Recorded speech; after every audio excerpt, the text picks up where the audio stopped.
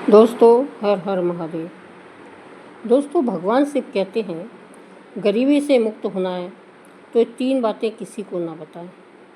तो इसको हम एक कथा की माध्यम से सुनते हैं, जिसके सुनने मात्र से आपके जीवन में सुख संपत्ति और धन की वर्षा होगी। तो चलिए कथा का आरंभ करते हैं। भगवान शिव माता पार्वती से कहते हैं ये 3 बातें मानव को कभी भी किसी को नहीं बताना चाहिए। जो मानव इन 3 बातों को नहीं बताती हैं वह इंसान कभी भी गरीब नहीं रहेगा। फिर माता पार्वती कहती है, हे प्राणनाथ, वह कौन सी 3 बातें हैं जिसे जान लेने से इंसान को कभी भी दुखों का सामना नहीं करना पड़ेगा। फिर भगवान शिव कहते हैं, हे देवी, आज मैं पृथ्वी लोक पर एक सन्यासी का रूप धारण करके ये 3 बातें बताने जा रहा हूँ। कृपया आप इस कहानी को ध्यान से सुनें। अगर आप इस कहानी को सुन रहे हैं तो पूरा सुनिए। इस कथा को आधा अधूरा छोड़कर जाने की गलती मत करिएगा, क्योंकि इस पवित्र कथा को पूरा सुनने से मन चाहा फल की प्राप्ति होगी। इसलिए इस कथा को पूरा सुनें। आप शिव भक्त हैं तो भोलेनाथ का अनादर न करें। भगवान शिव पृथ्वी लोक पर एक सन्यासी के रूप में कहते हैं। आज की इस प्यारी सी कहानी की शुरुआत करते हैं। प्राचीन समय की बात है। एक नगर में एक धनवान सेठ रहता था। उसके घर में किसी चीज़ की कमी नहीं थी और उसका व्यापार बहुत अच्छा चल रहा था। उसकी पत्नी भी बहुत खुश रहती थी, क्योंकि सेठ हर महीने उसके लिए नए नए गहने खरीदता था और उसे बहुत प्रसन्न रखता था। प्रिय श्रद्धालुओं, सेठ के घर के बगीचे में एक वट वृक्ष था। उस वट वृक्ष के नीचे सन्यासी अपना आसन बिछाकर ध्यान किया करते थे। सेठ और सेठानी दोनों सन्यासी की बहुत सेवा करते थे और उनकी देखभाल करते थे, क्योंकि वह सन्यासी कई सालों से उस वट वृक्ष के नीचे रह रहे थे। सेठ हर रोज़ सन्यासी को घर का भोजन देते थे और सन्यासी भी उनसे बहुत प्रेम करते थे। भगवान शिव जो सन्यासी थे वे बहुत सुखी थे, क्योंकि उन्हें किसी चीज़ के लिए कहीं और नहीं जाना पड़ता था। सेठ और सेठानी हर रोज़ उन्हें स्वादिष्ट भोजन खिलाते थे। प्रिय श्रद्धालुओं, सेठ की पत्नी बहुत ही सरल और भोली स्वभाव की थी। उसकी आदत थी कि वह घर की हर बात बाहर वालों को बता देती थी। एक दिन सेठ की पत्नी ने अपने पति से पूछा, पिया जी, आपका व्यापार कैसा चल रहा है? आप कैसे इतना मुनाफा कमाते हो? श्रद्धालुओं, अपनी पत्नी का ऐसा सवाल सुनकर सेठ ने सारी बात बता दी। सेठ ने कहा, प्रिय, मैं अनाज का धंधा करता हूँ। मैं चंबल की घाटी से अनाज खरीदता हूँ और उसे महंगे दामों में बेच देता हूँ। प्रिय श्रद्धालुओं, अपने पति की यह बात जानकर सेठानी बहुत ही प्रसन्न हुई। उसने सोचा, मेरा पति तो बहुत ही बुद्धिमान है।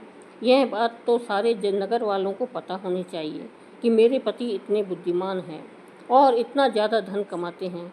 तो प्रिय भक्तों, अब सेठ की पत्नी ने पूरे नगर में यह बात फैला दी कि उनके पति इस तरीके से पैसा कमाते हैं। भक्तों, अब क्या था, नगर के कुछ लोगों को यह पता चला कि सेठ किस प्रकार धन इकट्ठा करता है, तो वे सभी अनाज का धंधा करने लगे। प्रिय भक्तों, अब नगर के बहुत से लोग अनाज का व्यापार करने लगे हैं। सेठ जो पहले कम दाम में अनाज खरीदता था, अब वही अनाज महंगे दामों में बिकने लगा है। सेठ का धंधा थोड़ा कम चलने लगता है, उसे मुनाफा नहीं होता है और धीरे धीरे वह गरीब होता जाता है। सेठ का पूरा धंधा बैठ जाता है। यह देखकर वह बहुत चिंतित और दुखी हो जाता है। प्रिय भक्तों, एक दिन की बात है। सेठ अपने व्यापार की परेशानी से तंग आकर बगीचे में बैठा था। तभी भगवान शिव जो सन्यासी वे वहाँ आते हैं और कहते हैं, सेठ जी, क्या बात है, आज आप कुछ परेशान लग रहे हो। तब सेठ बताता है, हे संत महात्मा, मेरा व्यापार बहुत मंदा चल रहा है, मुनाफा बहुत कम हो गया है। नगर के बहुत से लोगों ने अनाज का धंधा शुरू कर दिया है, जिससे मेरा धंधा बैठता जा रहा है। भगवान शिव जो सन्यासी थे सेठ की बातें सुनकर कहते हैं, सेठ जी, क्या आपने किसी को बताया था कि आप किस प्रकार अपना धन इकट्ठा करते हैं, किस प्रकार आप अपनी जीविका चलाते हैं? तब सेठ कहता है, हाँ संत महात्मा, मैंने अपनी पत्नी को सारी बात बताई थी। वह मुझसे पूछ रही थी कि आप इतना धन कैसे कमाते हैं। तब मैंने उसे बताया था कि मैं अनाज का व्यापार करके धन इकट्ठा करता हूँ। प्रिय भक्तों, अब सन्यासी को सारी बात समझ में आ जाती है।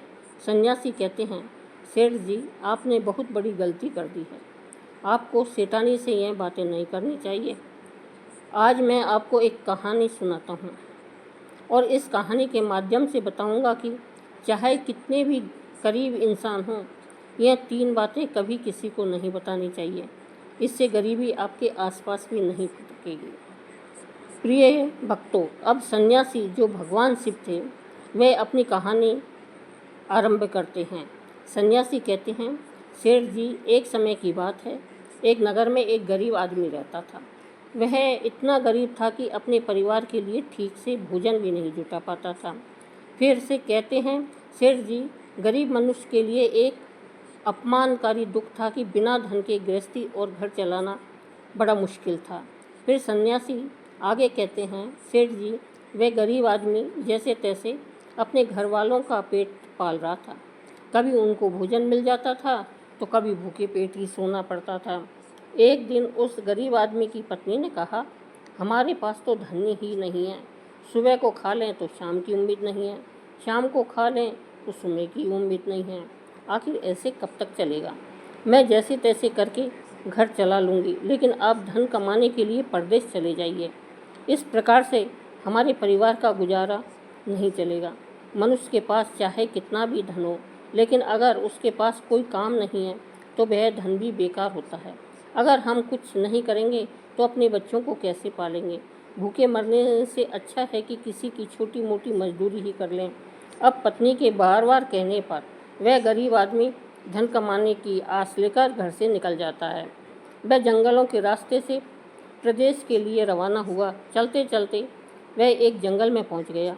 दूर की यात्रा तय करके जा रहा था। बेचारा थक चुका था, तो उसने देखा कि आगे एक छायादार बरगद का पेड़ है।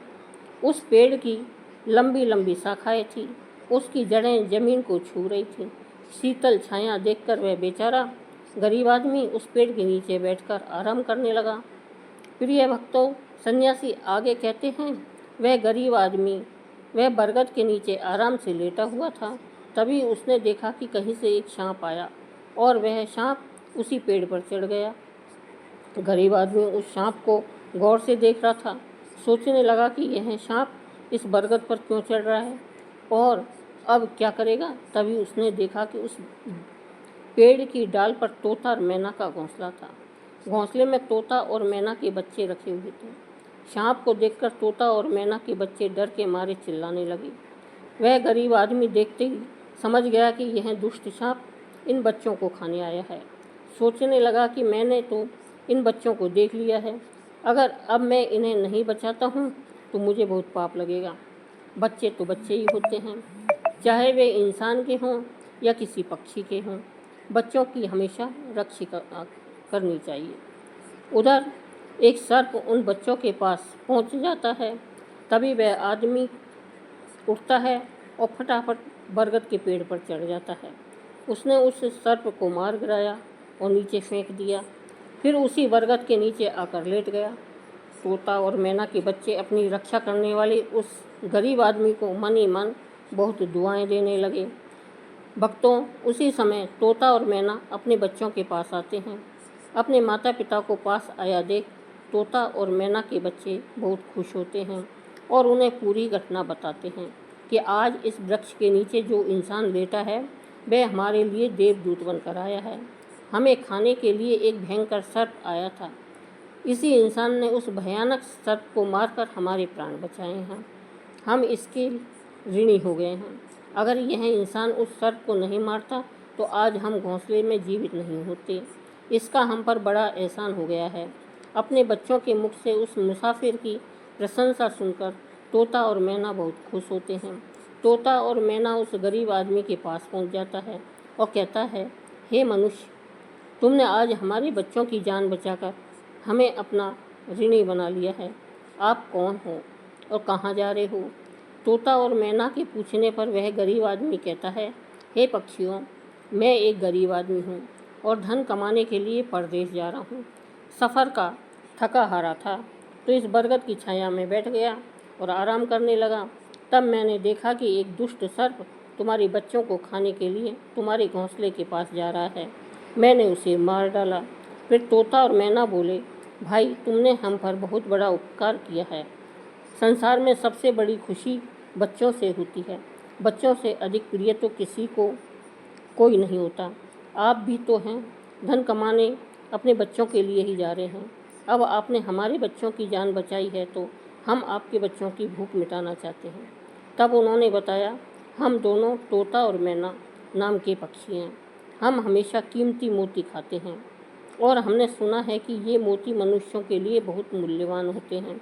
हम तुम्हें कुछ मोती देते हैं, तुम उन्हें बेचकर बाजार से कुछ खाने पीने का सामान ले आओ और आज से तुम यहीं रहकर हमारे बच्चों की देखभाल करते रहना।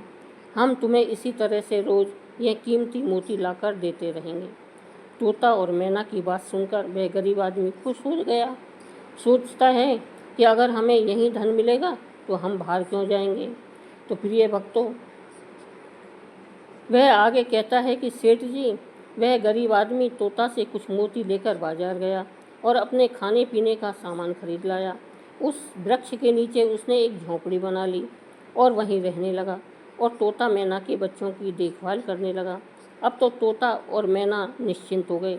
उन्हें उनके बच्चों की रक्षा करने वाला मिल गया था। अब वे निश्चिंत होकर भोजन के लिए सुबह अपने घोंसले से उड़ जाते थे और शाम को लौट कर आते थे। अपने बच्चों को घोंसले में सुरक्षित देखकर वे बहुत खुश होते थे और उस गरीब आदमी को धन्यवाद करते थे और उसे कुछ मोती लाकर देते थे। इस तरह से धीरे धीरे तोता और मैना की नौकरी करते हुए उस गरीब व्यक्ति को 2 महीने बीत गए थे। इधर तोता और मैना के बच्चे भी बड़े हो गए। अब उस गरीब आदमी को अपनी पत्नी और बच्चों की याद आने लगी। एक दिन उसने तोता और मैना से कहा कि हम अपने घर जाना चाहते हैं, पता नहीं हमारी पत्नी और बच्चे कैसे हैं। तब तोता और मैना बोले, हे भाई, अब तुम निश्चिंत होकर अपने घर जाओ और अपने बच्चों के साथ रहो। हमारे बच्चे भी अब उड़ने के काबिल हो गए हैं, अब कोई भय नहीं है। तुम अपनी पत्नी और बच्चों को देखो, कभी तुम्हें हमसे मिलने का मन हो तो इसी स्थान पर आ जाना। भक्तों, इतना कहकर तोता और मैना उस गरीब आदमी को ढेर सारे मोती दे देते हैं। अब वह गरीब व्यक्ति उन मोतियों को अपने साथ लेकर अपने घर पहुंच जाता है। उसने वह मोती अपनी पत्नी को दिखाए तो उसकी पत्नी बहुत प्रसन्न हुई। उसने पूछा, पतिदेव, तुम यह कीमती मोती कहाँ से लेकर आए हो?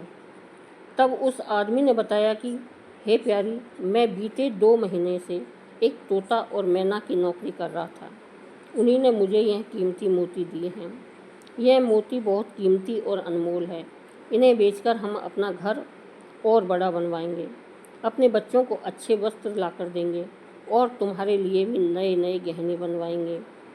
प्रिय भक्तों, भगवान शिव सन्यासी रूप में कहते हैं, सेठ जी, अब वह आदमी उन मोतियों को बेचकर बाजार से अपने घर का सारा जरूरी सामान ले आया और अपना नया घर बनवाने लगा और वह आराम की ज़िंदगी जीने लगा।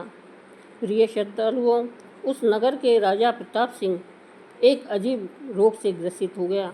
नगर में दूर दूर से बड़े बड़े वैद्य राज को देखने आए और अपने अपने तरीके से इलाज शुरू कर दिया, लेकिन राजा के स्वास्थ्य में कोई सुधार नहीं हुआ। जब किसी के इलाज से राजा ठीक नहीं हुए तो एक वैद्य ने राजा से कहा, महाराज, आपकी ज़िंदगी बच सकती है। अगर आपको तोते के बच्चे का मांस मिल जाए तो आप हमेशा के लिए ठीक हो जाएंगे। इस प्रकार वैद्य की बात सुनकर राजा प्रताप सिंह ने अपने राज्य में घोषणा करवा दी कि जो कोई उसे तोता लाकर देगा उसे सोने के सिक्के दिए जाएंगे। तो प्रिय भक्तों, धीरे धीरे यह बात पूरे राज्य में फैल गई। सब लोग तोते की तलाश में इधर उधर लग गए, पर किसी को भी तोता नहीं मिला। एक दिन गरीब आदमी की स्त्री अपने पड़ोस में कुछ स्त्रियों के साथ बैठकर बात कर रही थी। कुछ घर गृहस्थी की बातें हो रही थी। बातों ही बातों में तोते की चर्चा छिड़ गई। एक स्त्री बोली, बहन, क्या तुम्हें पता है कि राजा साहब ने तोते का बच्चा लाने के आदेश दिया है। तोता लाना कोई आसान काम नहीं है। जब गरीब आदमी की पत्नी ने सुना कि राजा साहब बीमार हैं और उन्होंने घोषणा की है कि जो कोई उन्हें तोता का बच्चा लाकर देगा उसे सोने के सिक्कों से माला माल कर देंगे, यह सुनकर उस गरीब आदमी की पत्नी ने कहा, अरे बहनों, तोता लाना कौन सी बड़ी बात है। मेरे पति तो 2 महीने तोता और मैना की नौकरी करके आए हैं। वह एक नहीं कई तोते ला सकते हैं। इतना कहने के बाद वह घर से चली गई और नगर की स्त्रियों ने उसकी बात सुनी और अपने पतियों से को बताई। धीरे धीरे यह बात पूरे नगर में फैल गई।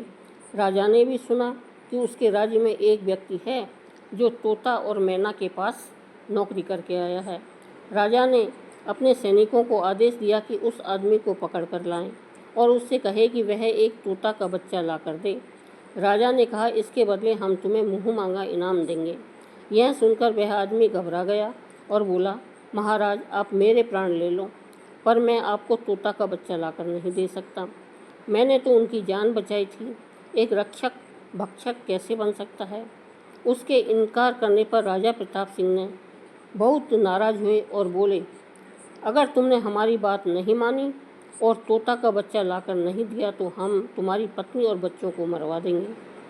प्रिय भक्तों, फिर भगवान शिव रूपी सन्यासी कहते हैं कि मनुष्य सबसे ज़्यादा कमज़ोर तब पड़ता है जब उसके बच्चों की सुरक्षा की बात आती है।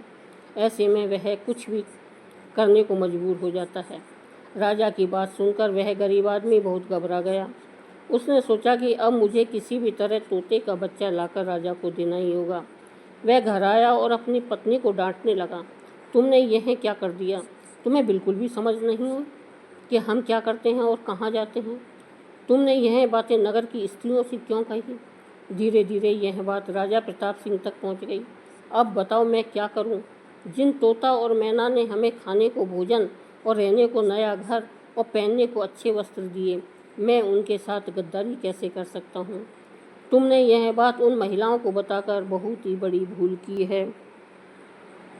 वह व्यक्ति कहता है कि प्रिय, अपने घर की कुछ बातें दूसरों को कभी नहीं कहनी चाहिए। पहली बातें, आपके घर में कितना धन है और आपकी कमाई का स्रोत क्या है, यह बातें दूसरों से कभी नहीं बतानी चाहिए। दूसरी बातें, घर में आपसी प्रेम की बातें, पति पत्नी के प्रेम की बातें बाहर वालों के सामने नहीं करनी चाहिए।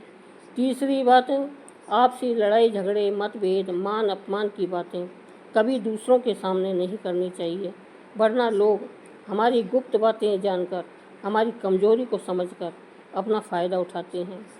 चौथी बात, अपनी कमजोरी दूसरों के सामने न बताएं और अपनी उन्नति का राज किसी को न बताएं। जिन बातों के कहने से आपके परिवार पर दुख आ सकता है, वे बातें कभी बाहर नहीं करनी चाहिए। खासकर उन बातों को अपनी स्त्री से ना कहें जिन बातों से घर की मान प्रतिष्ठा नष्ट होती हो, परिवार पर संकट आता हो, किसी की जान जाती हो, परिवार में फूट पड़ती हो या आपके रिश्ते खराब होते हों। क्योंकि कहते हैं कि स्त्रियों के पेट में किसी भी तरह की बातें पचती नहीं हैं। अब वह गरीब आदमी बोला, प्रिय, तुम्हारी यह गलती आज हमारे परिवार को मौत के मुंह में डाल रही है। यदि तुमने इस बात को छुपा लिया होता तो आज हम निर्भय होकर अपने घर में आनंद की ज़िंदगी जी रहे होते। अब राजा की आज्ञा है तो तोता का बच्चा लाकर राजा को देना ही पड़ेगा, लेकिन ऐसा करने से मैं पापी कहलाऊंगा। जिन बच्चों की मैंने इतने दिन देखभाल की, जिन्हें मैंने मरने से बचाया, अब मैं उन्हें किस प्रकार मौत के मुंह में डाल सकता हूँ। पत्नी कहने लगी, पतिदेव, अब जो भी हो, लेकिन हमें अपनी और बच्चों की ज़िंदगी बचानी है, तो हाँ, आपको यह पाप करना ही पड़ेगा। प्रिय भक्तों, अब तो बड़ा लाचार होता हुआ वह गरीब आदमी जंगल की ओर चल पड़ा, जहाँ वह तोता के बच्चों की देखभाल करता था। उधर जब तोता और मैना और उनके बच्चों ने उस गरीब आदमी को अपने पास आता हुआ देखा तो वे बड़े खुश होने लगे और अपने बच्चों को अत्यंत खुश देखकर तोता और मैना कहने लगे, अरे बच्चों, तुम इतने खुश क्यों हो। वह तो तुम में से किसी एक को लेने आ रहा है। तुम में से कौन है जो आज उसके साथ जाकर उसकी और उसके बच्चों की जान बचाएगा। फिर तोता कहता है कि बच्चों, लेकिन एक बात याद रखना, तुम में से जो भी उसके साथ जाएगा वह कभी लौट कर नहीं आएगा। वह नगर के राजा का भोजन बन जाएगा। प्रिय भक्तों, तब तोता के बच्चों ने पूछा कि आप ऐसा क्यों कह रहे हैं। तोता बताता है कि बच्चों, यहाँ का राजा बीमार पड़ गया है और वैद्य ने उसे तोता के बच्चे का मांस खाने को कहा है, इसलिए तुम में से किसी एक को वह लेने के लिए आया है। यदि तुम में से कोई उसके साथ जाने को तैयार है तो वह जा सकता है। तभी उनमें से एक बच्चा कहने लगा, हे माता पिता, उस आदमी ने ही तो हम सबकी ज़िंदगी बचाई है और आज वह आदमी बहुत बड़ी मुसीबत में है। ऐसे में हमें भी उसकी मदद करनी चाहिए, चाहे हमारी जान ही क्यों न चली जाए, लेकिन हम उसके साथ ज़रूर जाएंगे। उधर वह आदमी उस बरगद के वृक्ष के नीचे आता है और तोता और मैना से अपना दुख बताता है। तब तोता मैना कहते हैं, हे भाई, तुम चिंता न करो, हमारे बच्चे तुम्हारे साथ जाने के लिए तैयार हैं। तुम इनमें से किसी एक को ले जाओ। भक्तों, अब वह गरीब आदमी उनमें से एक तोता के बच्चे को लेकर लौट आता है और राजा को ले जाकर दे देता है। राजा उस तोते के बच्चे को एक पिंजरे में बंद करता है और अपने नौकर को रखने के लिए कहता है। राजा कहता है कि हम इसे सुबह निकालेंगे और फिर इसके मांस को खा जाएंगे। प्रिय भक्तों, अब क्या होता है कि राजा प्रताप सिंह का एक बेटा था जो पशु पक्षियों से बहुत प्रेम करता था। उसे यह नहीं पता था कि यह तोता उसके पिता के खाने के लिए लाया गया है। वह अपने मित्रों के साथ उसी जगह पर खेल रहा था जहाँ तोते का पिंजरा रखा हुआ था। राजकुमार ने जब एक सुंदर तोते को पिंजरे में बंद देखा तो वह उसके साथ खेलने लगा। तभी राजकुमार का एक मित्र कहता है, मित्र, तुम इस पक्षी को बाहर निकालो, यह इतना सुंदर तोता है, पिंजरे में इसका रहना बिल्कुल सही नहीं है, हम इसे आज़ाद कर देते हैं।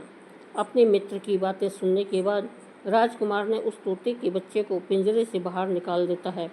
जैसे ही वह पिंजरा खोलता है, तोता का बच्चा आकाश में उड़ जाता है। धीरे धीरे यह बात राजा तक पहुंची कि आपके राजकुमार ने उस तोते को छोड़ दिया है।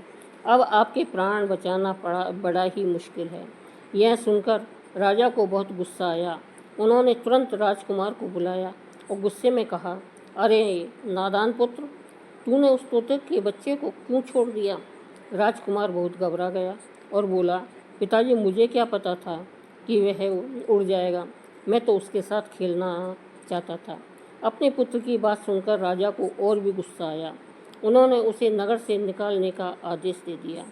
प्रिय भक्तों, अब राजा के सैनिक राजकुमार को नगर की सीमा से बाहर छोड़ देते हैं। उधर वह तोते का बच्चा उड़कर अपने माता पिता के पास पहुंचता है और उन्हें सारी बात बताता है कि राजा के बेटे ने उसे आज़ाद कर दिया है। तोता और मैना ने जब अपने बच्चे को देखा तो कहा, पुत्र के बेटे, तुम्हें तो आज़ाद कर दिया, लेकिन वह खुद संकट में फंस गया है। उसके दुष्ट पिता ने उसे नगर से बाहर निकाल दिया है। अब उसकी ज़िंदगी की जिम्मेदारी तुम्हारे ऊपर है। तुम जाओ और उसकी मदद करो। प्रिय भक्तों, तोता राजकुमार की मदद करने के लिए उसके पास पहुंच जाता है। राजकुमार उसे देखते ही पहचान लेता है। यह तो वही पक्षी है जिसे मैंने पिंजरे से आज़ाद किया था। राजकुमार कहता है, तुम्हारी वजह से मुझे मेरे पिता ने नगर से निकाल दिया है। अब तुम ही बताओ, मैं क्या करूं, कहाँ जाऊं? तोता कहता है, मित्र, तुम चिंता मत करो, तुमने मेरी जान बचाई थी, इसलिए मैं तुम्हारी मदद करने आया हूँ। दुख सुख में अब मैं तुम्हारे साथ ही रहूँगा। भक्तों, अब राजकुमार खुश हो जाता है क्योंकि उसे कम से कम एक साथी तो मिल ही गया। अब तोता और राजकुमार दोनों एक दूसरे नगर में घूमने लगते हैं। चलते चलते वे दोनों एक सुंदर बगीचे में पहुंच जाते हैं। उसी बगीचे में वहां के राजा की पुत्री भी अपनी सहेलियों के साथ घूमने आया करती थी। उस राज्य के राजा की कन्या का नाम रूपमती था। राजकुमारी रूपमती बहुत ही सुंदर थी और उसकी खूबसूरती की चर्चा पूरे नगर में होती थी। राजकुमार और तोता उस बगीचे में बैठे हुए थे। तभी वहाँ राजा की कन्या रूपमती अपनी सहेलियों के साथ बगीचे में घूमने आती है। राजकुमारी को देखकर राजकुमार वृक्ष के पीछे छुप जाता है और तोता राजकुमारी के सामने पहुंच जाता है। राजकुमारी उस सुंदर तोते को देखकर मोहित हो जाती है। वह उसे पकड़ना चाहती है, लेकिन तोता उसकी पकड़ में नहीं आता है। यहाँ राजकुमार राजकुमारी रूपमती की सुंदरता पर मोहित हो जाता है। तो प्रिय भक्तों, कुछ समय बगीचे में टहलने के बाद राजकुमारी अपने महल में लौट जाती है और राजकुमार पूरी तरह से राजकुमारी पर मोहित हो गया था। अब तो उसे एक पल भी अच्छा नहीं लग रहा था। तब तोता ने कहा, मित्र, तुम चिंता मत करो, तुम जिसे चाहने लगे हो मैं तुम्हें उससे मिलवा दूंगा। राजकुमार बोला, मित्र, तुम मुझे किसी भी तरह उस राजकुमार से मिलवा दो, मैं उसके बिना अब रह नहीं पाऊंगा। तोता बोला, मित्र, तुम मुझ पर भरोसा रखो, मैं पता लगाकर आता हूँ कि राजकुमारी कहाँ रहती है और तुम उससे कैसे मिल सकते हो। प्रिय भक्तों, अब तोता राजकुमारी रूपमती के पास जाता है। राजकुमारी के महल में चारों तरफ सैनिक तैनात थे, लेकिन तोता उड़ता हुआ ऊपर से जाता है और जाकर राजकुमारी के कक्ष के बाहर बैठ जाता है। तोता वहाँ से जब नज़ारा देखता है और सारी बात आकर राजकुमार को बताता है कि महल में जाकर राजकुमारी से मिलना बड़ा ही मुश्किल है। तोता कहता है, तुम एक काम करो, अपना रुमाल मुझे दे दो, मैं तुम्हारा रुमाल आज राजकुमारी के पास पहुँचा दूँगा और उसकी चुनरी ले आऊँगा। प्रिय भक्तों, अब रात में तोता राजकुमार का रुमाल लेकर राजकुमारी के पास रखाता है और राजकुमारी की चुनरी साथ ले आता है। सुबह जब राजकुमारी रूपमती जागती है तो देखती है कि उसकी चुनरी गायब है और उसके पास एक रुमाल रखा हुआ है। राजकुमारी तुरंत समझ जाती है कि रात में कोई पुरुष उसके कक्ष में आया था। उसने देखा कि उसकी चुनरी गायब है और उसकी जगह किसी पुरुष का रुमाल रखा हुआ है। राजकुमारी बहुत ही व्याकुल हो जाती है और अपने सभी सिपाहियों को सावधान कर देती है।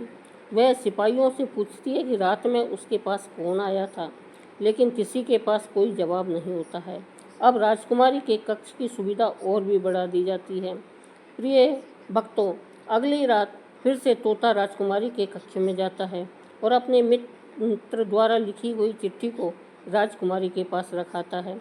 अगले दिन जब राजकुमारी जागती है और चिट्ठी पढ़ती है तो उसमें लिखा होता है कि राजकुमारी, मैंने जब से तुम्हें देखा है तब से मैं तुम्हारा हो गया हूँ।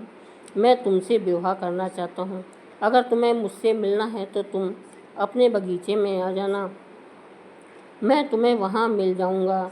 अब राजकुमारी अपनी सहेलियों को लेकर बगीचे में जाती है, लेकिन वहाँ उसे कोई पुरुष नज़र नहीं आता। वहाँ तो सिर्फ वही तोता घूम रहा होता है जिसे उसने उस दिन देखा था।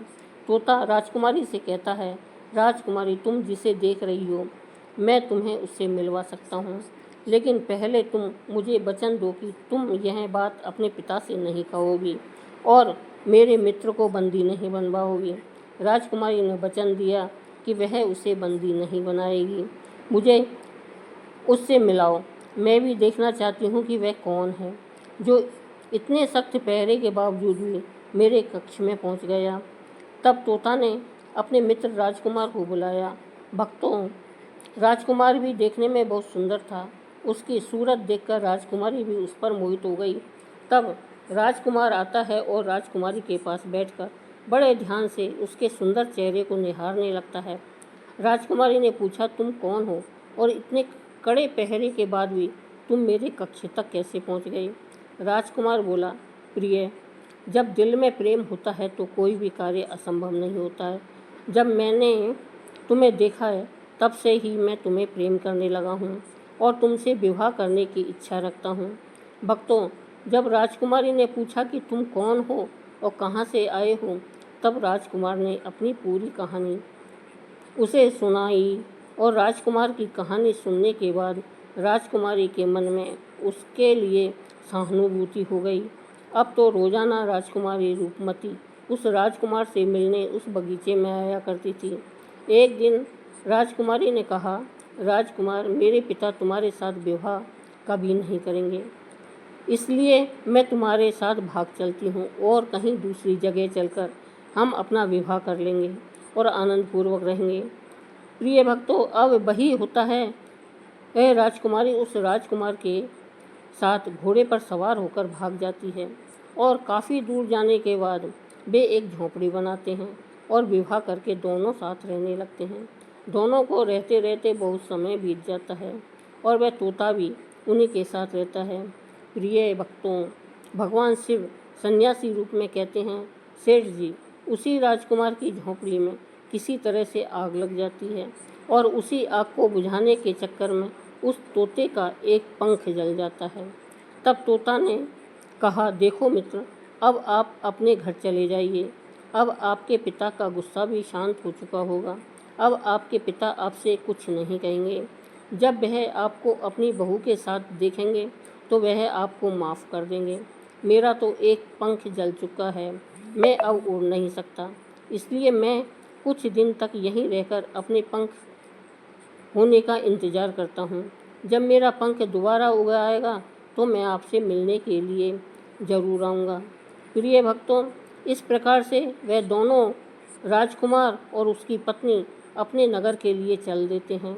चलते चलते रास्ते में एक नदी पड़ती है। उस नदी पर एक नाविक नाव चलाता था। राजकुमार अपनी पत्नी को लेकर नाव में बैठ जाता है। जैसे ही नाव नदी के बीच में पहुंचती है तो राजकुमार देखता है कि एक चूहा बार बार नाव पर चढ़कर आता है, लेकिन वह नाविक उसे हटाकर नदी में गिरा देता है। कई बार उस चूहे को नाविक ने हटा दिया।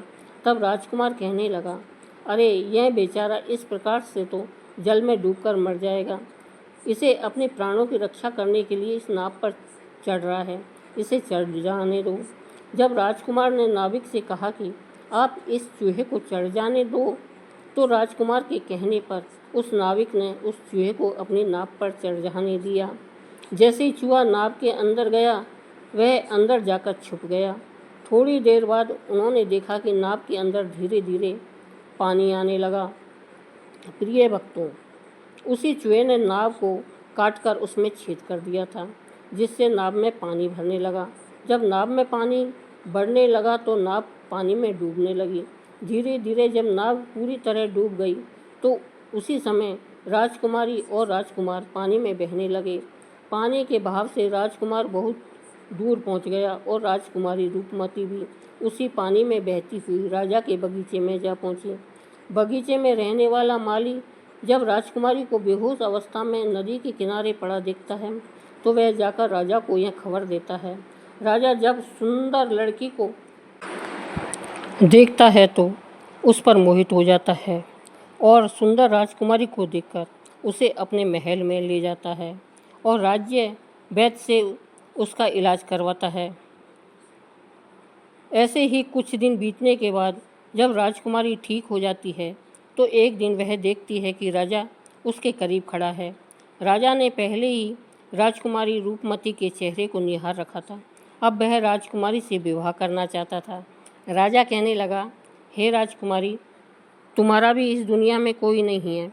अब तुम हमारी पत्नी बन जाओ, तुम हमारी रानी बन जाओ और हमारे महलों में बड़े आराम के साथ रहो। प्रिय भक्तों, राजकुमारी रूपमती बहुत ही बुद्धिमान थी। उसने अपने मन में विचार किया कि यदि वह इस समय राजा को विवाह करने से मना करती है तो राजा उसके साथ ज़बरदस्ती करेगा।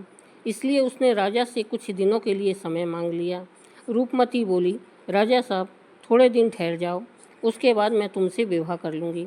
अब राजकुमारी उसी राजा के महल में रहने लगी और गरीब असहाय लोगों को भोजन करवाने लगी।